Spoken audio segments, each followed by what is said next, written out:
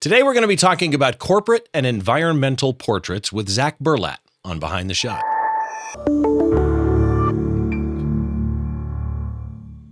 Hi, welcome to Behind the Shot. I'm Steve Brazill, and as always, I think we've got a great show lined up for you today.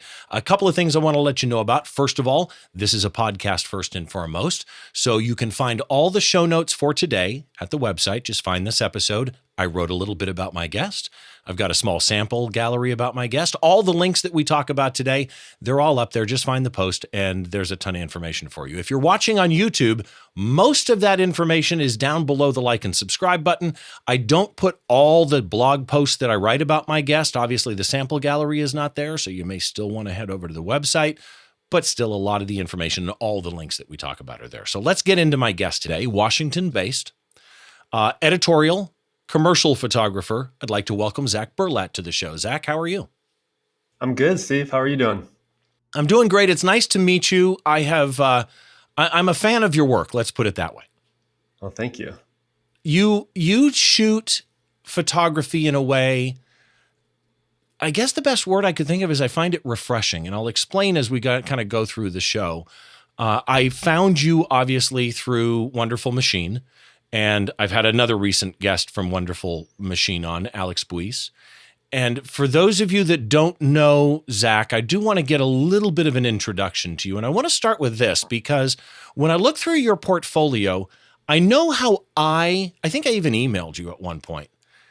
I know how I kind of think in my head how I would describe what you do. Random person comes up to you at a cocktail party. Hi, I'm Steve. What do you do? How do you answer that?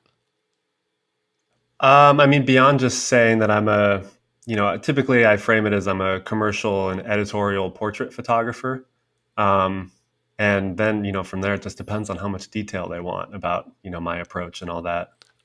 Okay, so I'm going to be the guy at the cocktail party now. So you're a commercial and editorial photographer, but how do you describe how you see the world through your photography?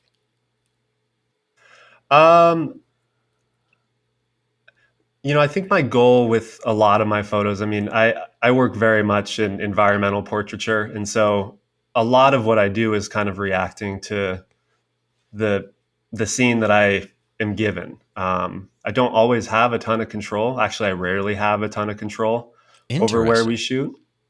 And so, what I think and how I approach is I want to come away with a photo where the other people in the room look at the shot and say, whoa, I was standing right there. Like, I didn't see this.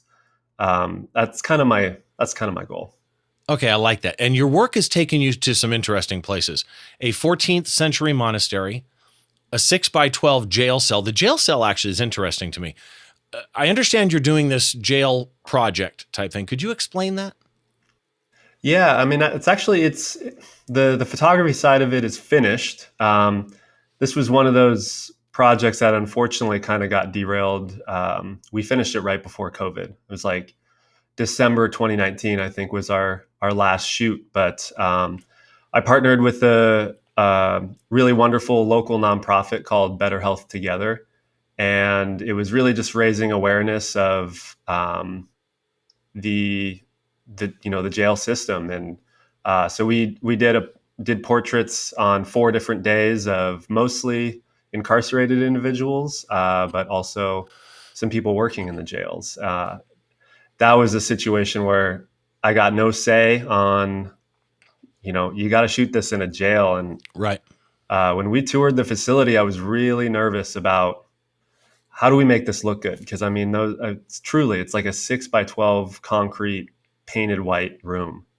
So as you can imagine, trying to control light and create a mood in that space was really difficult. But I'm really proud of the work that we did, and I think we're finally moving forward on actually kind of turning that into the final piece, which the photos will be paired with quotes and stories of the individual's photographs. Where will those be? What's the outlet for those? I believe they'll be on Better Health Together's website. Okay. And I wish I had a timeline, but these things move slowly. There are layers of approval that need to happen, especially with the jail being involved. But it was way outside my comfort zone, but I'm so proud of that work. So when it does go live, let me know and I'll add it to the links in the show notes.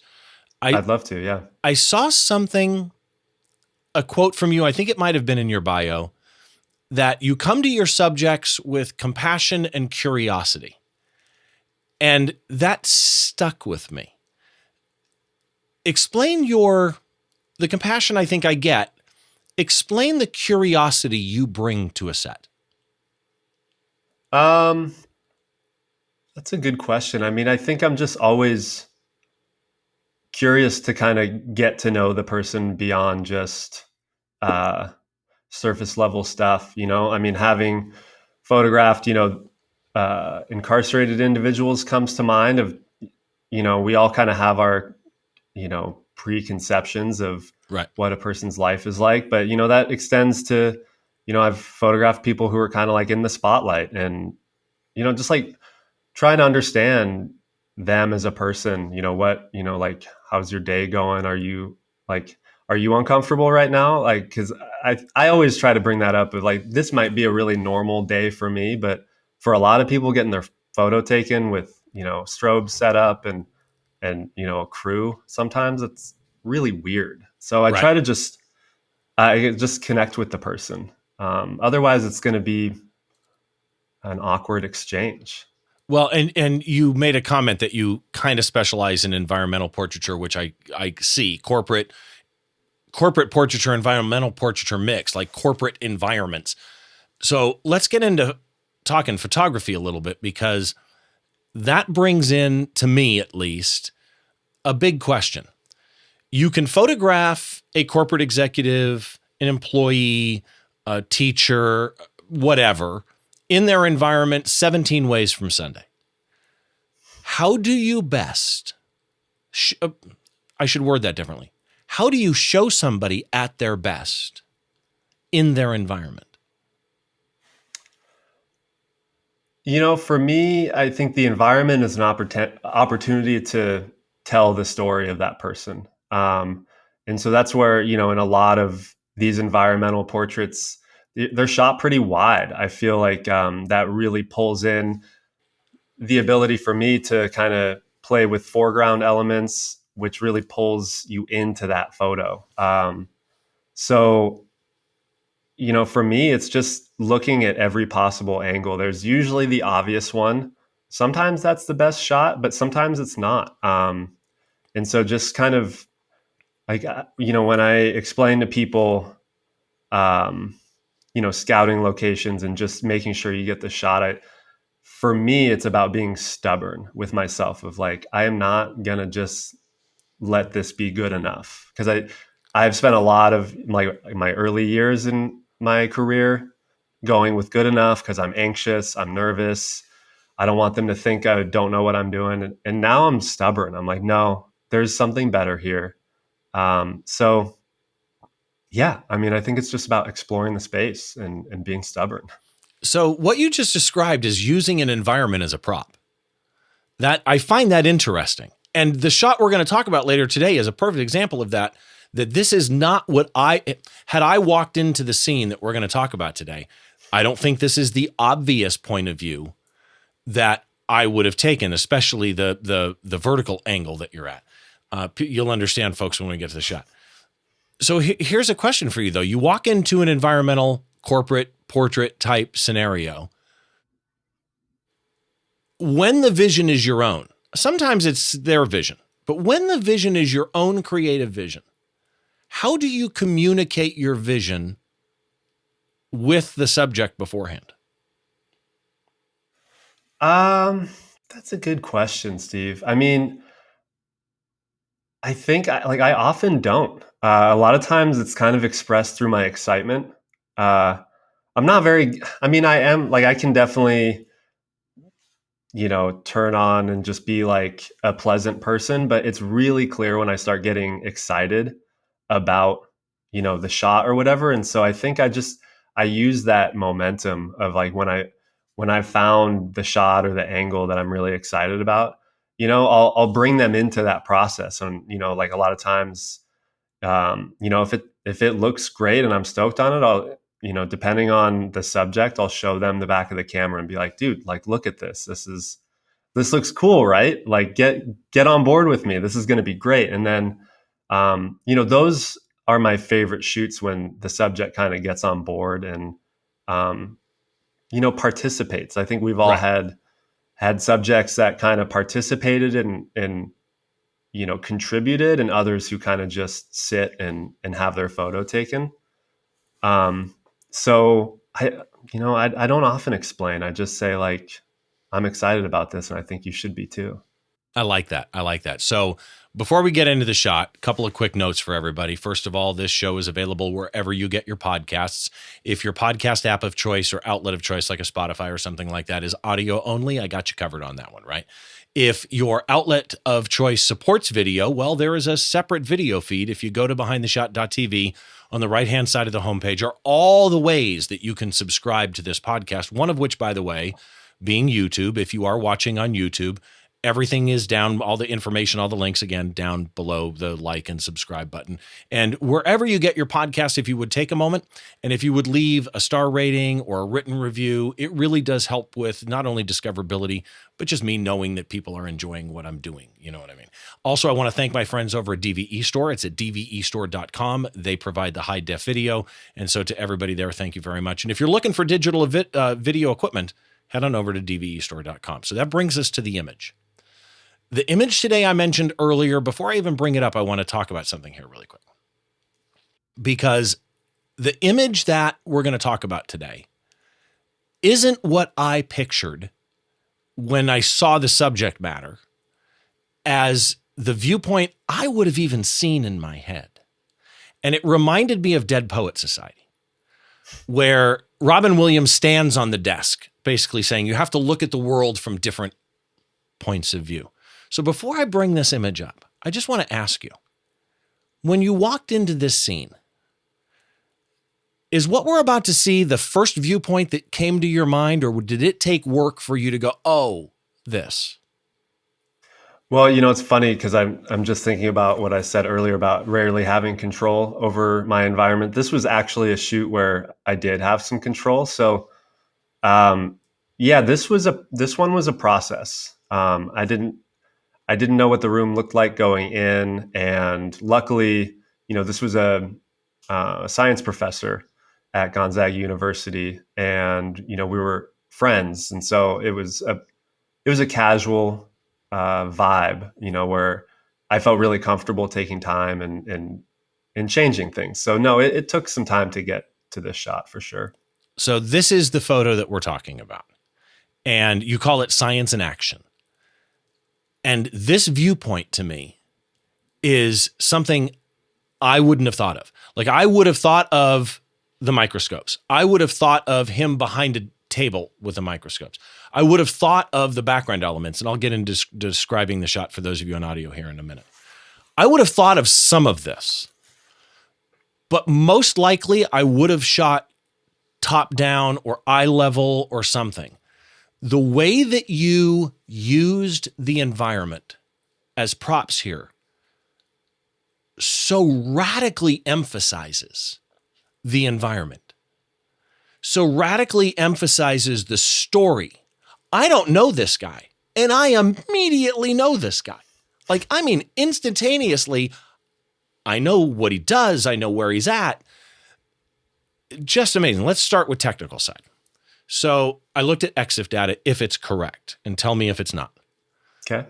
Manual exposure on a Nikon D750, a Tamron 24 to 72.8.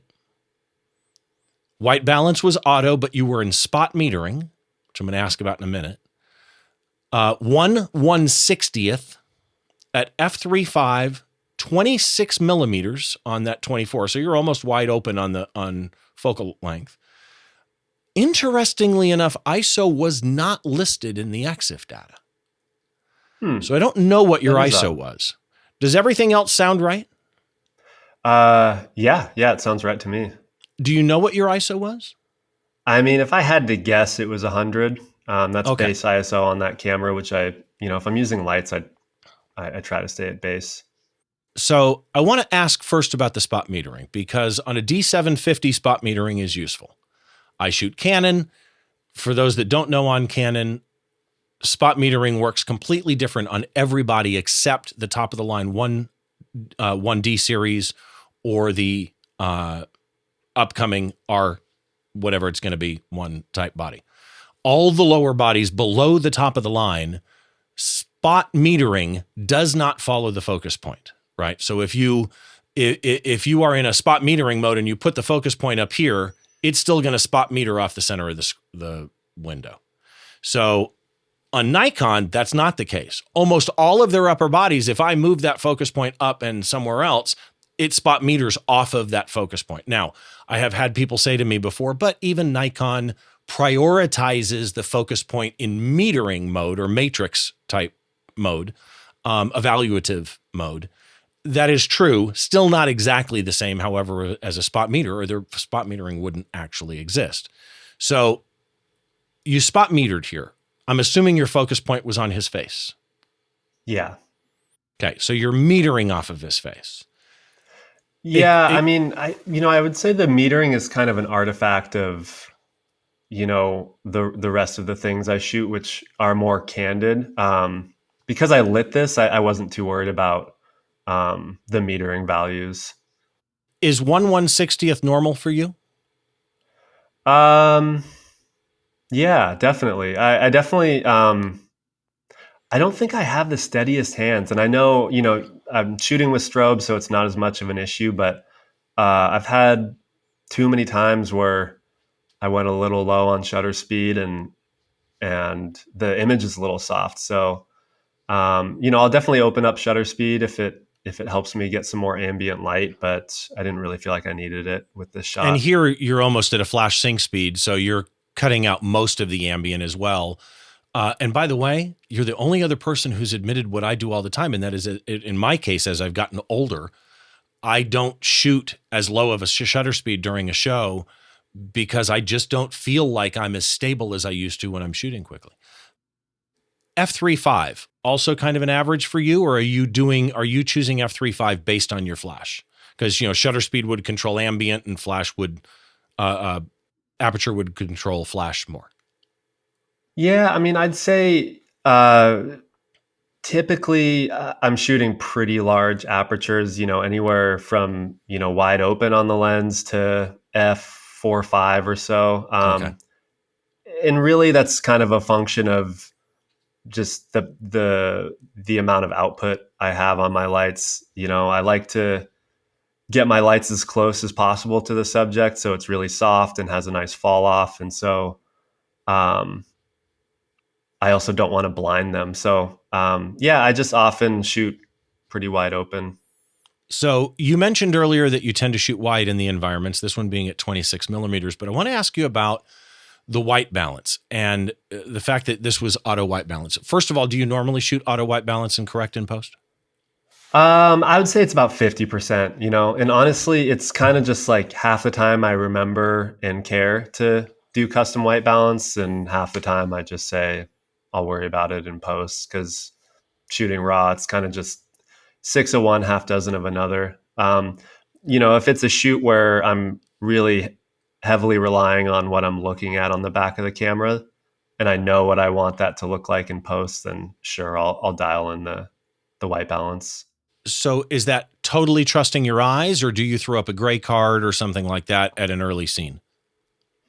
And No, I'm asking because I know how accurate your eye is, because in the green room, we went through a thing where the image was a little greener than you thought it should look. And I recorded a test video and we went back and forth, and we ended up finding that the JPEG that I had was ProPhoto RGB. Once you re-exported it and resent me a standard sRGB, generic RGB file, that corrected all of that, because again, we're talking different RGB models with ProPhoto, Adobe, and sRGB. We brought it into video that's recording at Rec 709.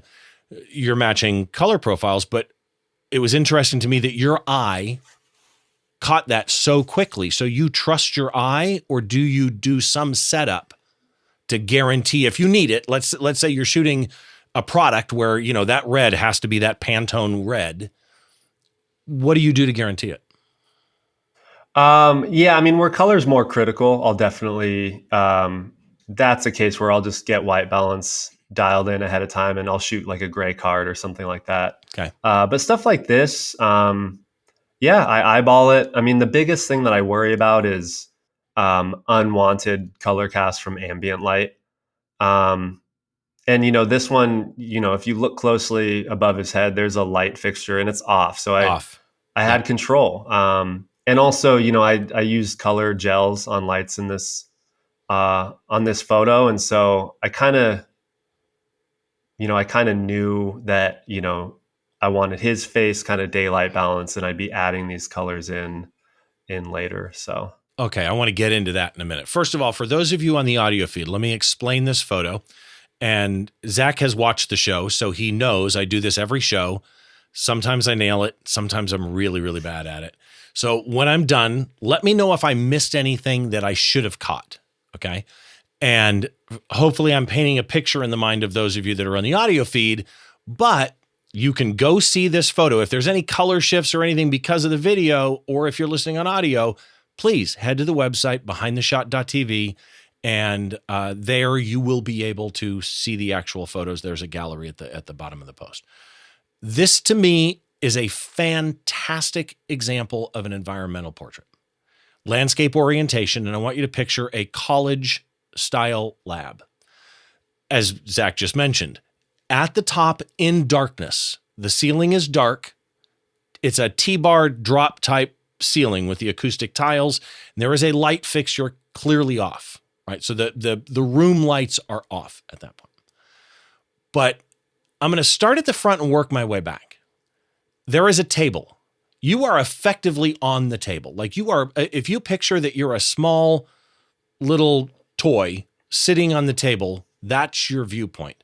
And in front of you, scattered around, are microscopes, lots of microscopes. I tried counting them. I think there's 8. Let's just say there's a lot of microscopes, right? And the 2 closest scopes go down below your viewpoint. So they go below the bottom of the shot and they bleed off the top of the shot as well. But beyond the first 2, all the other microscopes you can see fully, top to bottom. And the right-hand side has a chunk of scopes. The left-hand side has a chunk of scopes. And there's a small window of opportunity, a gap between these microscopes. And by the way, the microscopes have almost like they appear to be black, but they have blue highlights on them as though you would picture them to be that gunmetal type blue. But I'm guessing that's one of the color gels that you use. In the gap, which by the way, the gap is exactly on a rule of thirds and lays out perfectly. And if you look through that gap, there's a man in a blue striped button-up shirt and a blue blazer. He's bald like I am. He's got a mustache. He's got a beard. His right hand is on the table in this nice kind of relaxed environment. And again, he's a full-size guy standing at a table. So technically these microscopes are kind of below his face so that he could put his face above the eyepiece, but you're a toy-like height on the table. So you're looking up at him and he is looking down at you. The background on the left is a bookshelf. The background on the right is something I think is a piece of equipment. It's got like a blue cover on it. I'm not sure what it is. Again, lighting wise, I love it here because you've got the blue highlights. You've got no ceiling lights, which takes the top dark, which brings your eyes down to the guy. You've got a clearly lit up wooden table. On the left-hand side off screen, there is a light coming from the top left. I clearly see a light also coming from maybe 1 or 2 o'clock from the camera angle. So to your right. Again, I think blue light is added. Did I miss anything? I think you nailed it, Steve. Okay. So let's start with, we know now that you went in, you know the guy, but tell me the story of setting this up. Yeah, I mean, so this was actually his office, and I had never been in there before. And like most offices or classrooms on a college campus, it's kind of just like a beige box, not a lot of character to it. So that's always challenge number one in shooting these kinds of photos. So, that I immediately killed the fluorescent lights because really we don't need a lot of that blank wall space in the background, and Right. just it's never flattering with the color shift you get from those lights. So, um, yeah, and I mean, this was actually kind of a blank canvas. The microscopes were not there, Oh, and so we had no plan with this photo. It was piece by piece for sure. so okay, so whose idea was it to scatter the table with these microscopes and create an alleyway straight to the subject? Well, so I mean, to be honest, I was kind of struggling to figure out how to make this interesting, and I just noticed, I think, because this office is attached directly to a lab, and I saw there was literally, I mean, there was dozens of these microscopes just stacked on a table, and I kind of asked him, I'm like, can I move those? And he said, yeah, sure. And they were really heavy. They were probably like 25 pounds a piece. And They so, look yeah, I mean, large. Let me interject. They look large, were they? yeah, I mean, they were real deal microscopes. They're not like Okay. order from a catalog for your kid. I mean, probably a couple feet tall. And yeah, so I just started bringing them in, and arranging them differently, looking at giving my subject a window. That's something I always I'm always looking at. Usually it's kind of where can I put him within the environment, and this time I was kind of lucky enough to be able to build that window for him. Well, okay, but when you built that window, again, this is to me, I looked through your portfolio and this made so much sense to me from your viewpoint, not your viewpoint, from the way I see you shoot, is even the microscopes that are not the front one seem to be so intentionally, meticulously placed. So you've got the two silver barrels surrounding his head. Then you have the microscope that's in front of us. And then on the other side, so on that side, on the right side of him, you've got the rule of threes, the rule of odds, I should say, with the three silver barrels. On the left-hand side, you can see the actual focal piece down that looks at the slide closer. Just really, the positioning is great. So you played with this for a while before getting it. Yeah, and I mean, I wish I could say it was super intentional. I mean, I really kind of, spent a few minutes trying to make it look good. So yeah, there was certainly some tinkering. Um, but it's kind of it was just a mix of having enough of them and positioned in a way that added interest, but didn't completely take over, or, you have to give them enough space to be able to actually see their outlines and see what they Right. are. So it is a little bit of a balance for sure. Well, I will say the one that's in front of him, if the actual objectives hanging off the bottom, the little three of them that you can rotate around, if those encroached his shirt, I think it would take away from the shot. They encroach his jacket, but his shirt line, the edge of the jacket, the edge of the blazer is intact. And I think that's actually critical here. Was that intentional? I don't even know. I mean, I think maybe not directly, but I'm always thinking about things cutting into, Right. overlapping with my subject. So, little things like that, I totally agree that, that little focal piece, if it had cut through that line of his lapel, would be annoying for me, for sure. Because we're so used to that V of a jacket Yeah. and seeing the full shirt, especially lit the way that it is. So here's the real question I have. And admit if this was accidental or not, but kind of inside of me, I'm hoping it wasn't. On the left-hand side, at the bottom rule of third, like here's the other thing with the rule of third. He's on the left rule of third vertically with the full window. The top rule of third is where the bluish microscopes change to the silver eyepieces. The bottom rule of third is the plates of these things. And on the left, and by the way, there's a slight skew, right? There's a slight Dutch angle to the plates that are on the microscopes, which is key because at the very far left, between the body of the microscope on the left, just barely into the scene, the plate of the left microscope on the bottom, and the objective of the microscope hanging straight down is a word written on something in the back. And that word is not actually being, or whatever it is back there, it's not actually being encroached on by anything. It like fits perfect in this little window formed by that microscope. Again, filling the space, but not with something I can't recognize or is cut off. Intentional that was positioned based on your angle, or just accidental that it landed right in that hole? Yeah, I think it's a little bit of both. It's similar to that eyepiece not interrupting the lapel. I think it was something that I definitely was noticing things in the background, and so it's just kind of trying to create pleasing windows throughout the frame. So I didn't specifically want to showcase anything back there, but I did notice he had, that was like the one area where he had some personal effects. So having some of that poke through was a nice bonus for sure. And it fits in there so perfectly. Like that's just such a detail. So let's talk lighting. I'm going to guess, I'm going to be wrong, but I'm going to guess that there are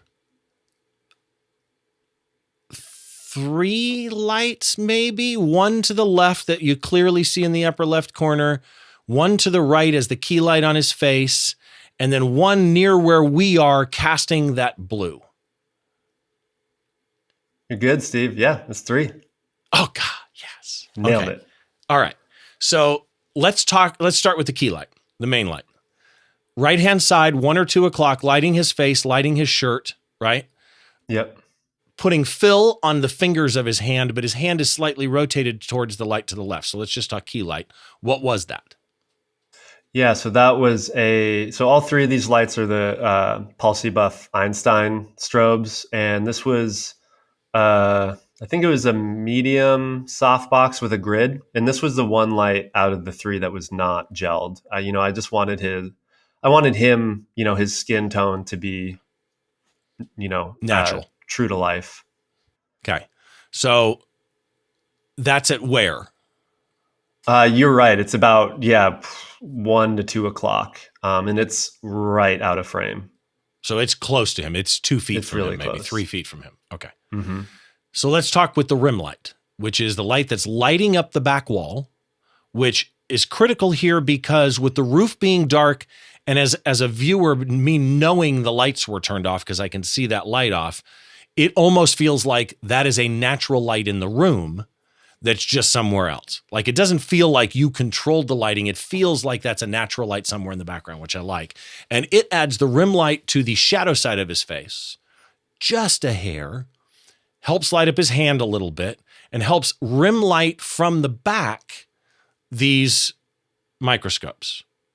Also a Paul C. Buff. What was that gelled with? Definitely a CTO. I can't remember, if it was like a half CTO or quarter. But that probably wasn't for control. That wasn't trying to match fluorescent. You were just going for that look. Yeah. So not fluorescent. I'm sorry. Yeah, it would be fluorescent. Yeah. Okay. Yeah, it would have been fluorescent. Yeah, and it just had a 7-inch reflector, and I can't remember if that one was gridded or not. It might have had a pretty wide grid in it. But it was for a couple things. It was to add some contrast and some rim light to the subject, so he wasn't just falling off into darkness, and to give some color contrast because of the next piece, which, I decided the microscopes they were kind of like bluish gray, if I remember correctly. And so I just wanted, I had some frames, test shots of this without the blue, and the microscopes were just kind of dark and not much going on. And so I wanted to add some blue, kind of science vibes, match his jacket, And then, I'm realizing that we have this orange, the orange of the desk, that orange backlight would provide some really nice complementary colors. The harmony between the desk / table itself and the blue is spot on. But again, what you just mentioned with matching the blue on the microscopes to his jacket, that's what makes the environmental scene to me. But I have a question for you. Oh, by the way, the blue light, any modifier on it? Yeah, that had a grid for sure, because I really didn't want it anywhere but the microscopes, and it was actually kind of pointed a little bit back toward camera, so because I really did not want it hitting him at all. So explain to me your modifier choice. So as somebody who doesn't use Flash a lot, and a lot of people want to get better in Flash, I'm always fascinated by, you chose mixed modifiers. There's obvious reasons for that, some of which conceptually people might understand. But I want to know your choice on it, right? So you chose to go with a softbox for a key light on him with a grid, but you chose to go with a 7-inch dish for the rim light, as opposed to, you could have used a strip box or a softbox there. You could have used the same softbox, let's say.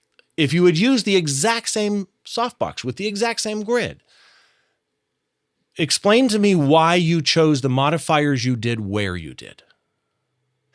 Yeah, I mean, so starting with the key light, I mean, I'm pretty much always, I love the look of hard light. I rarely shoot with hard light as a key light. And there are photographers who do wonderful work with that. But, usually I'm going for soft light. And so that kind of, I mean, I think that was the modifier I had at the time. It was pretty much, do I want the medium one or the large one? And I think for this one, the large was too big for the space. So that was really why I chose the softbox. I knew I wanted like warm, soft light on him, Okay. and adding the grid kind of came about because I was using these color gels and I didn't want too much of that, daylight balance light kind of bleeding into where I want that color. So Okay. keeping it soft, but a little more controlled, and it adds a little more contrast to the subject too. So what about the rim light? Why the dish? Why not another softbox? Um, you know, I just always go for the 7-inch reflector. To me, it little more closely mimics like, kind of a low sun coming back at you, and I love having them just out of frame so that they kind of flare into that top corner, and It's that's also a just little something harsher. yeah, exactly. And Okay. I've tried to do that with softer modifiers and just haven't liked the look as much. And for those people wondering, if you look close at the subject here, that key light with a little bit of fill from the rim light creates a nice Rembrandt lighting. And just really, really well done. So let's talk post-processing for a minute. What your post-processing workflow is, and what would you have done to this in post? Yeah, I mean, so everything for me starts in Lightroom. So just doing basic corrections, opening up shadows and pulling highlights back, and definitely that's where I'll dial in white balance if I haven't already. But yeah, I mean, for portrait work like this, it always, my pics always go through Photoshop too. So Photoshop, I'll take it in and do some dodging and burning, and do fairly extensive color work. As you kind of picked up, I'm really particular about color. I think mostly because I've spent a lot of my life really struggling with color, and I still struggle with it. But um, I know what I want photos to look like, and so it going back to not letting things be good enough. I'm like, Photoshop really allows you to dial colors in And granularly.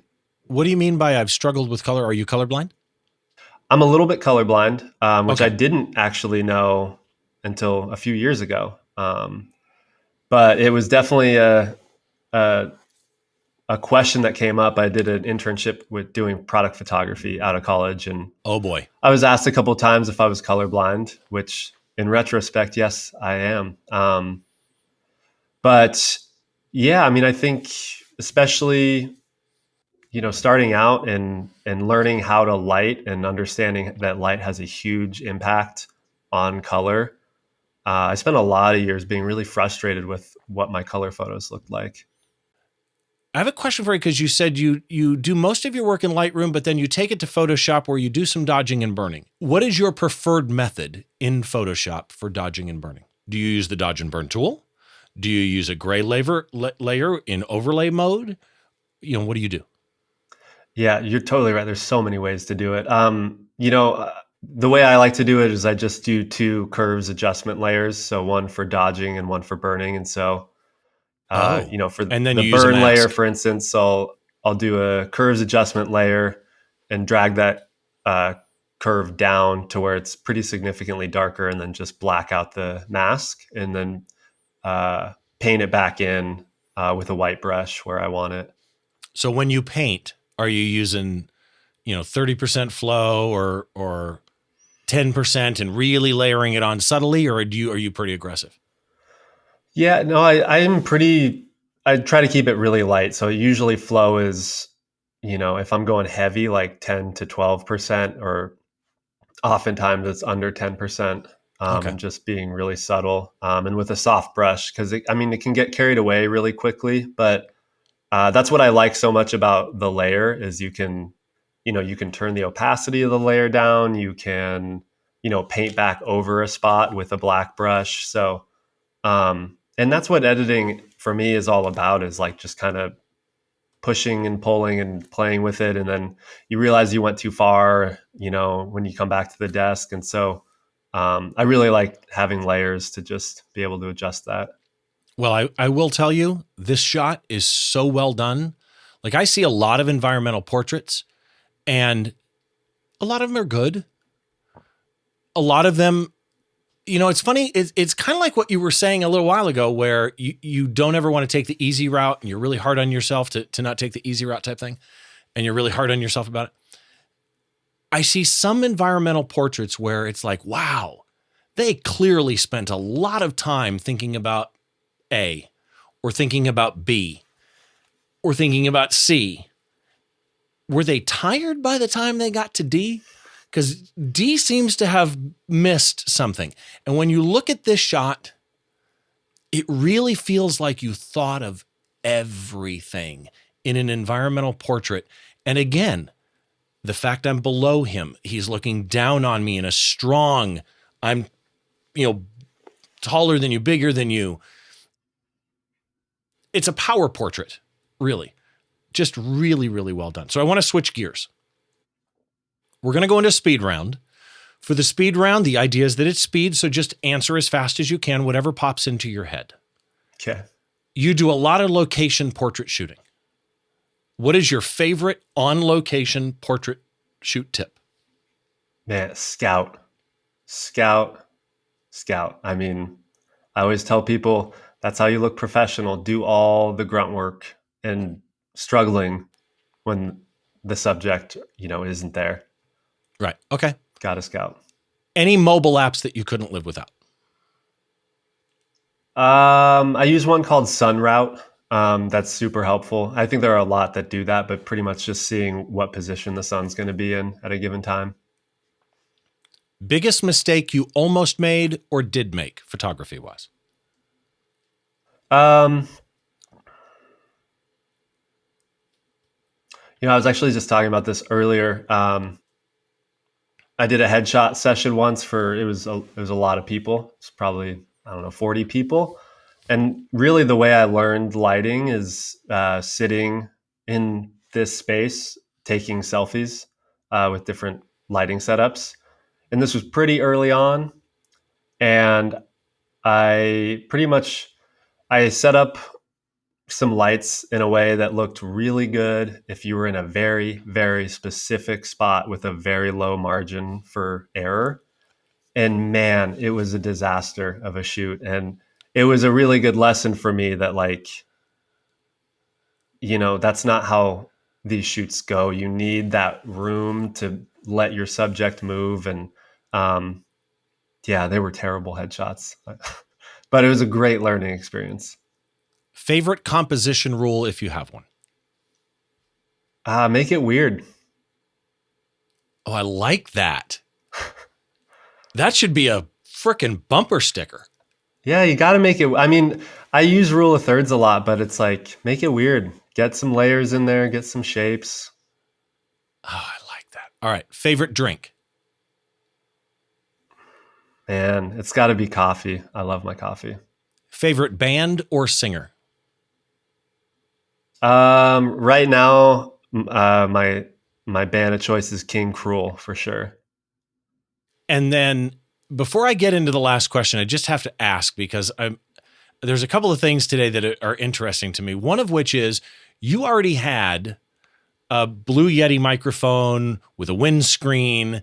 Do you do podcasting or something on your own that we should know about? No, this is the first podcast I've ever been on. I'm at work, so my job during the week is I'm the marketing photographer for Gonzaga University, and we just happen to have a podcast mic, so I figured I'm going to use it. I like it. And that explains why you have V flats behind you. Yes. So my buddy Ian Spanier would love that you've got V flats behind you. Do you know so Ian? Useful. No, I don't. Okay. You'd like Ian's work.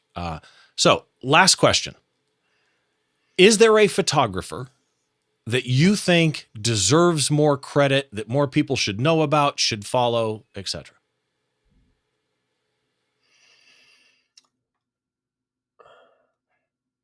There's a Seattle photographer who actually, I mean, I followed for a while. His name is Steve Korn, last name Korn. Like the band? Like the band. No backwards R, though, so, Yeah, there you go. Oh, you know Korn. All right. But, I mean, he does amazing work. He's a portrait photographer, but he also recently released a project. I think it's called Ghosts. And I'm sorry, Steve, if that's wrong, but it's a dance series, and it's breathtaking, very surreal. Yeah, really admire his work and really admire that project. So I will have a description to his site or Instagram or whatever I can find in the show notes, either at behindtheshot.tv or in the description on YouTube. And again, all the links that we talk about are in either of those places that you can go to. If people want to find you, Zack Berlat, it's Berlat. Where can they go? What's your website? Website is just zackberlat.com, and Instagram is at Zack Berlat, and that's where you can go find me. I don't have Twitter. My Facebook page is dead, so yeah, same find here. Me in those places. I abandoned my my Facebook pages are still there, and the podcast automatically goes up on the podcast site page, but I've abandoned touching Facebook. Periodically, I'll go check it, and I'll have like 30 direct messages, and it's like, I'm sorry, but I don't use Facebook anymore. Yeah. So again, thank you so much for doing this. Yeah, thank you for having me. This has been super cool. I love your work. It's been so fun. Everybody, please go check out Zack. Again, just to remind you, at zackberlat.com, Berlat. Of course, Zack is Zack, or for those of you in Canada, Zed. And go give him a follow, give him some love. I so appreciate him doing this. If you want to follow me, of course, you can hit me up at stevebrazill.com. It's like the country Brazil, but 2 L's.